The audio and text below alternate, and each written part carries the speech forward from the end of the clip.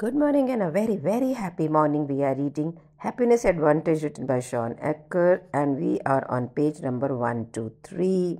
और टाइटल जो है इसका वो है change your explanatory style and that's what the truth is. Writer कहते हैं हम जितने भी प्रोफेशनल्स होते हैं ना हर रोज़ सेटबैक को फेस करते हैं और ख़ास करके अगर सेल्स पर्सन है। आपने देखा कभी टेलीकॉलर या सेल्स बंदे जो चीज़ों को बेच रहे होते हैं 90% ऑफ द टाइम वो रिजेक्शन उनको मिलती है। कई बार ये बहुत ही डिमोरलाइजिंग हो सकता है। मेट लाइफ जो एक लाइफ इंश्योरेंस कंपनी है 1980 में उसका टर्नओवर इतना बेकार हो गया था कि कोई भी नया सेल्समैन वो पहले साल में छोड़ जाता था। सिर्फ 5 में से एक जो है वो 3-4 साल तक रहता था। कंपनी $75 मिलियन का नुकसान कर रही थी सिर्फ हायरिंग कॉस्ट के लिए। तो उन्होंने मार्टिन सेलिगमैन को हायर किया। वो अब एक्सप्लोर कर रहा था कि लोग हम ह्यूमन बीइंग किसी भी एडवर्सिटी से वापस बाउंस बैक कैसे कर जाते हैं। सेलिगमैन ने नोटिस किया कि जनरली जिन लोगों पे वो रिसर्च कर रहा था कि कुछ भी लाइफ का सेटबैक आता है तो वो डिस्ट्रेस्ड फील करते हैं, हेल्पलेस फील करते हैं, लेकिन एक कंसिस्टेंट माइनॉरिटी ऑफ पीपल ऐसी थी जो कितनी भी मुश्किल आ जाए तो भी वो बाउंस बैक करती थी। उसने ये डिस्कवर किया कि उनके पास में एक positive way of interpreting adversity था कि मुश्किलों के इस समय को वो कैसे इंटरप्रेट करते हैं। रिसर्चर्स ने इसे टर्म करा ऑप्टिमिस्टिक एक्सप्लेनेटरी स्टाइल। तो ये एक्सप्लेनेटरी स्टाइल क्या होता है? दशकों की जो स्टडीज़ हैं उसने बताया हम किस प्रकार से अपनी ज़िंदगी में जो इवेंट्स हुए हैं उन्हें कैसे चूज़ करते हैं एक्सप्लेन करना। हम उनके स्वभाव को कैसे बताते हैं कि भाई ये इवेंट ऐसे था वैसे था, बहुत बुरा हुआ, कैसे जो जैसे भी हम इस इवेंट को इंटरप्रेट करते हैं ये हमारी हैप्पीनेस और फ्यूचर सक्सेस पर एक क्रूशल इम्पैक्ट डालता है। जो मनुष्य जो लोग ऑप्टिमिस्टिक एक्सप्लेनेटरी स्टाइल को इंटरप्रेट करते हैं, ये मानते हैं कि कोई भी मुश्किल एडवर्सिटी जो है ये एक टेम्परेरी है और लोकल मीन्स मेरे अंदर नहीं मेरे बाहर है ना, ये कोई it's not bad and it will get better, कि ठीक है भाई जो है हुआ लेकिन ये बेटर हो जाएगा। और वो कोई भी एडवर्सिटी को ये नहीं मानते हैं कि ये भी हमेशा रहने वाला है। जबकि कोई पेसिमिस्टिक एक्सप्लेनेटरी स्टाइल में ज़िंदगी जी रहा है तो उसको इवेंट ऐसा लगता है कि परमानेंट है, एडवर्स ये तो मुश्किल है तो हमेशा ऐसी रहेगी, ये ग्लोबल ऐसा हर जगह होता है, ये बहुत बुरा है, ये कभी भी चेंज नहीं होगा। नाउ ये दोनों बिलीफ आपकी कि भाई ये ठीक हो जाएगा और ये ग्लोबल नहीं है या ये ग्लोबल और ये कभी ठीक नहीं होगा, ये डायरेक्टली इफ़ेक्ट करते हैं कि आप उस एडवर्स सिचुएशन के अंदर एक्शन क्या लेंगे। जो पेसिमिस्टिक एक्सप्लेनेटरी स्टाइल में रहता है वो उसी वक्त निराशावाद के अंदर डूब जाता है, कोशिश नहीं करता वहाँ से बाहर निकलने की। और जो पॉजिटिव एक्सप्लेनेटरी स्टाइल में रहता है वो हायर परफॉर्मेंस की तरफ चलता है। अगर आप अपनी ज़िंदगी को खुद को भी अपने बच्चों की ज़िंदगी को इधर अराउंड फैमिली फ्रेंड्स को देखोगे तो आप ये देखोगे कि जहाँ पे भी सफलता है that is dictated bye positive explanatory style. चाहे बच्चे हाई स्कूल में कितना अच्छा करके जाएंगे और वो कितना अच्छा परफॉर्म करेंगे उनके स्कोर्स के लिए, स्पोर्ट्स में एथलीट्स जो हैं वो कितना अच्छा करेंगे, सबका एक्सप्लेनेटरी स्टाइल ये प्रिडिक्ट करता है कि वो कैसी ज़िंदगी जिएंगे। तो सेलिगमैन को जिस वक्त मेट लाइफ के अंदर लाया गया तो उन्होंने ये देखा कि जो लोग पॉजिटिव ऑप्टिमिस्टिक स्टाइल में एक्सप्लेनेटरी स्टाइल के अंदर काम कर रहे थे वो 37% ज़्यादा रिज़ल्ट लेके आ रहे थे और एक्चुअली जो बहुत ही ऑप्टिमिस्टिक एजेंट्स थे वो 88% तक ज़्यादा रिज़ल्ट लेकर आ रहे थे। ना ही ये जॉब को छोड़ते थे। आप किसी में भी सक्सेसफुल होगे तो अपनी जॉब थोड़ी छोड़ोगे। अब मेट लाइफ ने क्या किया? मेट लाइफ ने हायरिंग के टाइम के ऊपर ही एजेंट्स डिप्यूट किए जो हायरिंग ही उनको करते थे जिनका एक्सप्लेनेटरी स्टाइल पॉजिटिव था। ये कंपनी को बहुत फ़ायदा किया। नए रिक्रूटेड एजेंट्स ने पहले साल के अंदर 21% ज़्यादा सेल की, सेकंड साल के अंदर 57% ज़्यादा सेल की। उन्होंने एक रेगुलर इंडस्ट्री टेस्ट भी बनाया एवैल्यूएशन के लिए एक्सप्लेनेटरी स्टाइल का, और उसके बाद में लोगों को हायर किया। Page number 125, learn your ABCDs। Writer कहता है अपनी किसी भी एडवर्सिटी को अपॉर्चुनिटी में बदलना एक स्किल है। कुछ लोगों को ये नेचुरली आता है, और बहुत से लोग ऑप्टिमिस्टिक एक्सप्लेनेटरी स्टाइल में ही होते हैं। वो ऑटोमेटिकली इमेजिन कर लेते हैं कि भाई कुछ भी हुआ, कि वो अपने आप को भाग्यशाली समझते हैं, एक ऑल्टरनेटिव सिनेरियो इमेजिन कर लेते हैं, सेटबैक्स को शॉर्ट लिव्ड समझते हैं, उनका स्कोप को छोटा समझते हैं। वो एक इनहेरेंट अपॉर्चुनिटी देखते हैं जहाँ पे कि लोगों को लगता है कि सिर्फ और सिर्फ मुश्किलें हैं। ये इनहेरिट है तो है, लेकिन इन टेक्निक्स को सीखा जा सकता है। Are you interested? आप सोचो, अगर ज़िंदगी में हर मुश्किल, हर सेटबैक आपको बिल्कुल एक अपॉर्चुनिटी रूप में लगे, लाइफ ना हमेशा अपवर्ड में रहेगी। यहाँ पे राइटर बात करता है ABCD model of interpretation. A for adversity, B for belief, C for consequences, and D for disputation. Adversity एक ऐसा इवेंट है आपकी ज़िंदगी को, उसे हम नहीं बदल सकते, जो है वो है। कोई पता है, लैंडमार्क में एक लाइन बोलते हैं, व्हाट इज सो मीन्स यथा समझ में लेना, जैसा है वैसा, बिना किसी मीनिंग को लेने। अब मेरी ज़िंदगी में ये हो गया तो ये हो गया, ओके।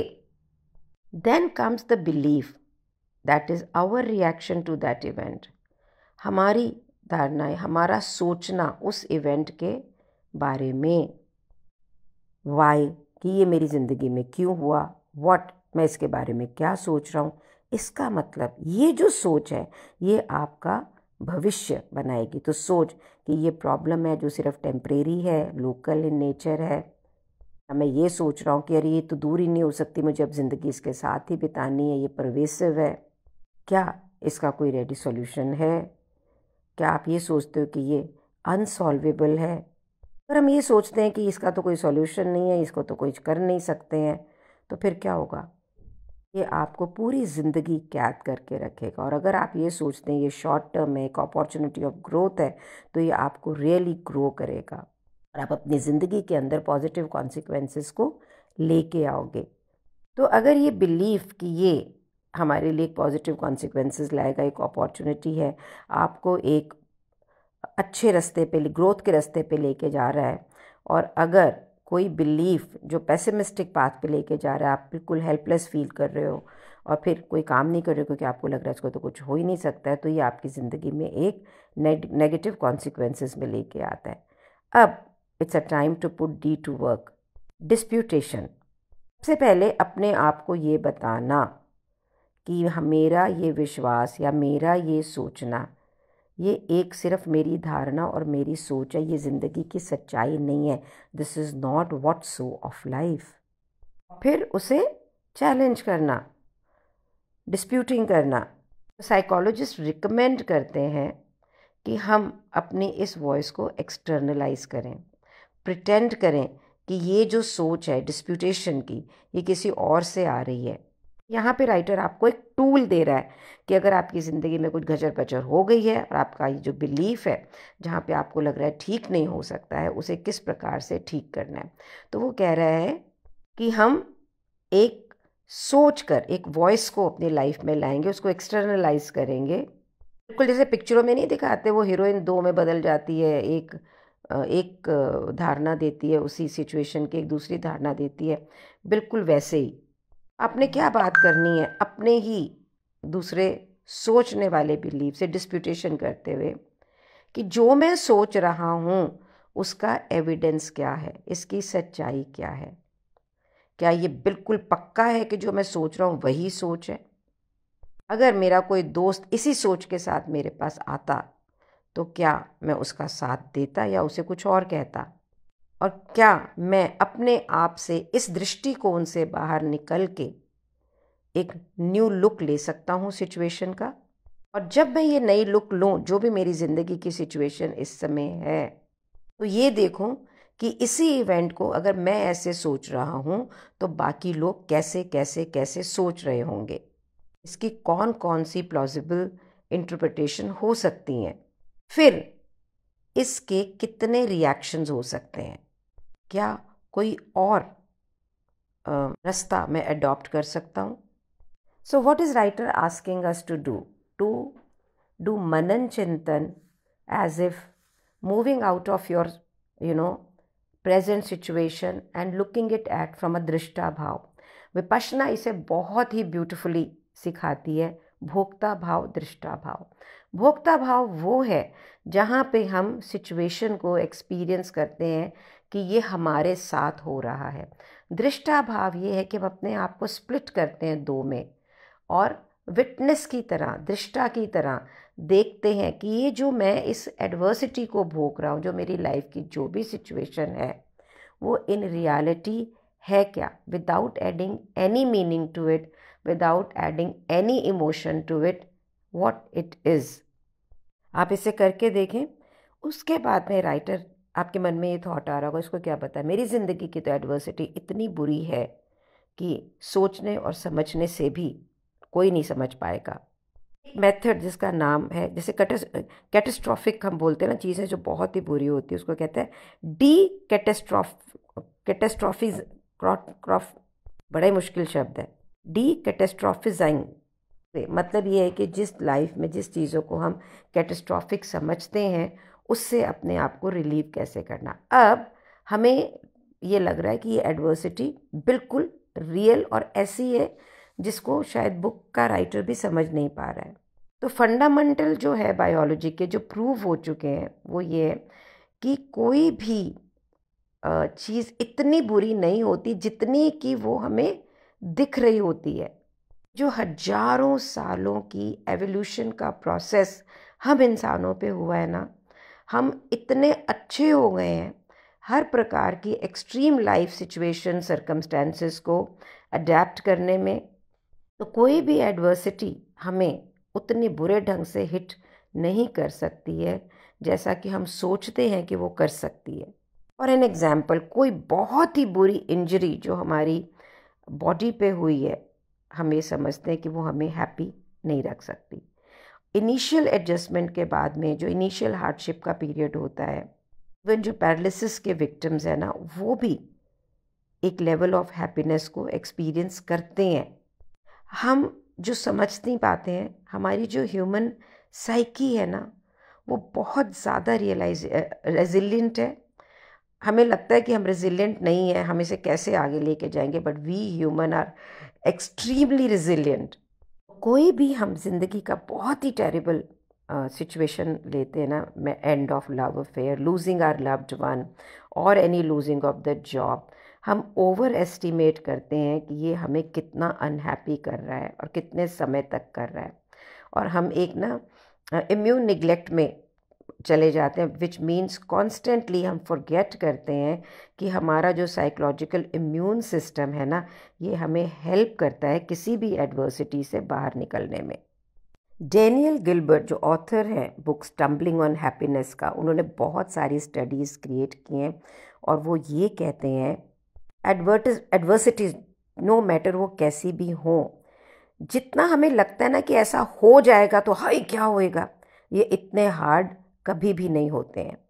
ह्यूमन साइकोलॉजी को समझते हुए हमारा जो डर है कॉन्सिक्वेंसेस का, वो ज़्यादा वर्स होता है, बड़ा होता है कॉन्सिक्वेंसेस के बनिस्बत. स्वभाव से हमारी जो ह्यूमन साइकोलॉजी होती है ना, it help us to move forward for a more optimistic interpretation no matter what हम अपनी ज़िंदगी में फेस करें. जब नेक्स्ट टाइम आप अपने आप को बिल्कुल फील करें लाइफ बिल्कुल होपलेस है, मैं बिल्कुल हेल्पलेस हूँ, करियर पर्सनल लाइफ में कुछ हो रहा है, तो हमेशा याद रखें कि यहाँ पे एक तीसरा रास्ता है जो ज़िंदगी में आपको आगे लेके जा रहा होता है और यही रास्ता आपको खोजना है. सक्सेस का मतलब ये नहीं है कि ज़िंदगी में आप कभी भी गिरेंगे नहीं. सक्सेस का मतलब है कि गिर के उठना. सक्सेस का मतलब है simple resilience, using downward momentum to propel ourselves to the opposite direction, It is all about capitalizing on your setbacks, and adversity can become even happier, even more motivated, even more successful. It's not about falling down कि मैं गिरा हूँ adversity तो मैं नीचे गिर रहा हूँ. It's about मैं गिरा हूँ तो मैं ऊपर जाने के लिए गिरा हूँ. With this we are finishing with the principle 4. और मुझे ये लगता है ये बहुत ही पावरफुल प्रिंसिपल है. अगर हम अपनी बिलीफ सिस्टम में ये सेट कर लें कि यार कोई मुश्किल आई है तो यहाँ पे मेरे लिए क्या अपॉर्चुनिटी है, whether it is relationship, whether it is money, work, health, anything कोशिश करके देखिए. Thank you so much for being in my life. Thank you so much. आपके साथ हूँ तो जीवन हर रोज़ ज़्यादा पावरफुल होता जा रहा है. Thank you so much.